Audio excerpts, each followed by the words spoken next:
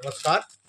जन्म कुंडली के ज्योतिषीय सूत्र में आज 36वें दिन का सूत्र मैं आपको बताऊंगा। ओके, तो अगर आज ऐसा योग है तो सावधान भी रहें और सावधानी से बताएं भी, प्रिडिक्शन भी करें। चंद्रमा अगर नवम भाव में है तो ऐसा आदमी शास्त्रों को जानने वाला, सुनने वाला होता है, धर्मात्मक किस्म का होता है। ये लोग अपने जीवन में किसी न किसी धार्मिक स्थान पर कंस्ट्रक्शन कराएं, कुछ न कुछ, जैसे कुर्सी बैठने का बनवा दें। जरूर करें या करना चाहिए जीवन में लाभ होने के। जैसे कहीं घाट बनवा दिया, कुर्सी बेंच लगवा दिया, कुछ भी किसी भी तरीके का तीर्थ स्थान पर काम जरूर करवाएं अगर चंद्रमा नवम में है तो। ठीक है, ऐसे लोगों की संतान बड़ी किस्मत वाली होती है। पर घर किस्मत वाली होती है घर, लेकिन माता जी ही चलाएंगी, ये नहीं चलाएंगे। इनके घर पे माता का ही हुक्म होता है, माता जी ही घर चलाएंगे, ये नहीं चलाएंगे। जहां पर पापा का रोल आएगा मम्मी ही चलाएंगी। ठीक, अगर यहां पर चंद्रमा की डिग्री अच्छी है, फुल चंद्रमा है, तो पिता की उम्र लंबी होगी।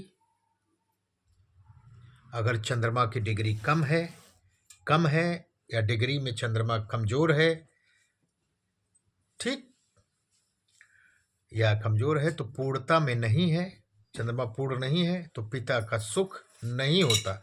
जितनी डिग्री का होगा उससे ही 4 डिग्री 5 डिग्री का अगर है तो उतनी उम्र में पिता का सुख खत्म हो जाता है। ठीक, पिता को सुख नहीं मिलता।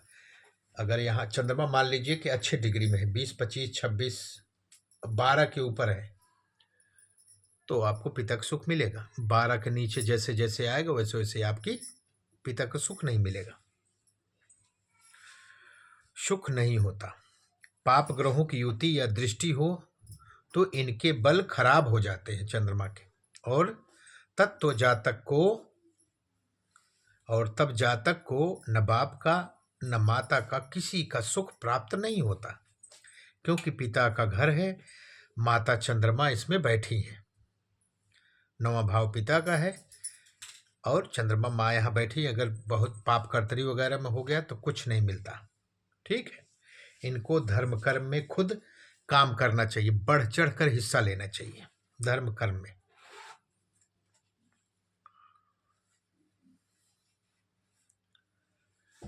ठीक भाई, ये हो गया।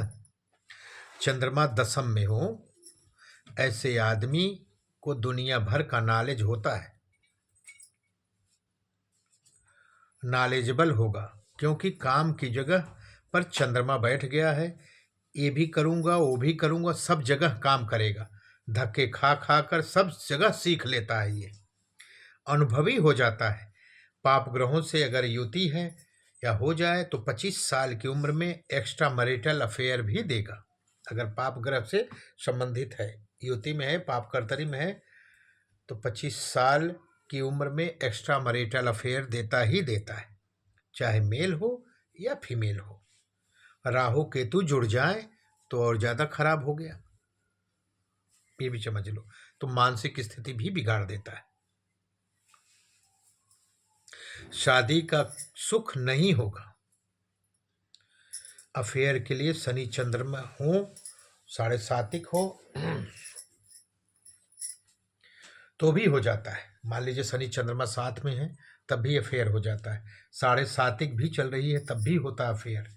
गोचर में जब शनि चंद्रमा से कनेक्टेड होता है तब भी होता है।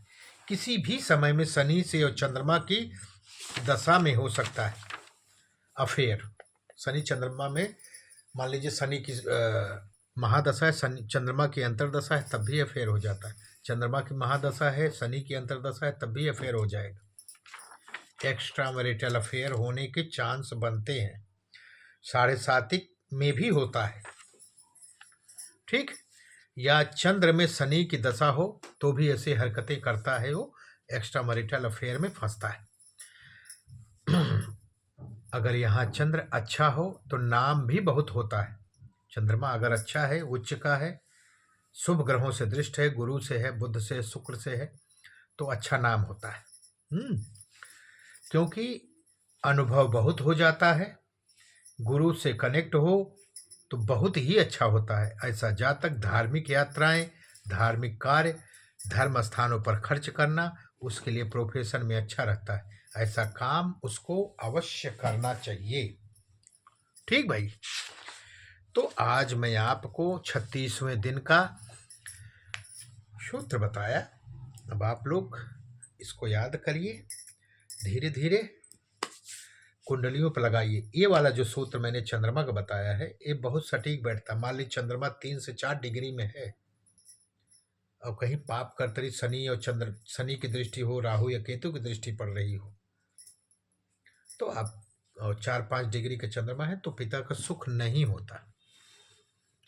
और अगर पाप कर्तरी में हो जाए तो माता का भी सुख नहीं होता। ये भी जान लीजिए। ये सूत्र हैं, इनको याद करिए और कुंडलियों पर लगाइए। नमस्कार।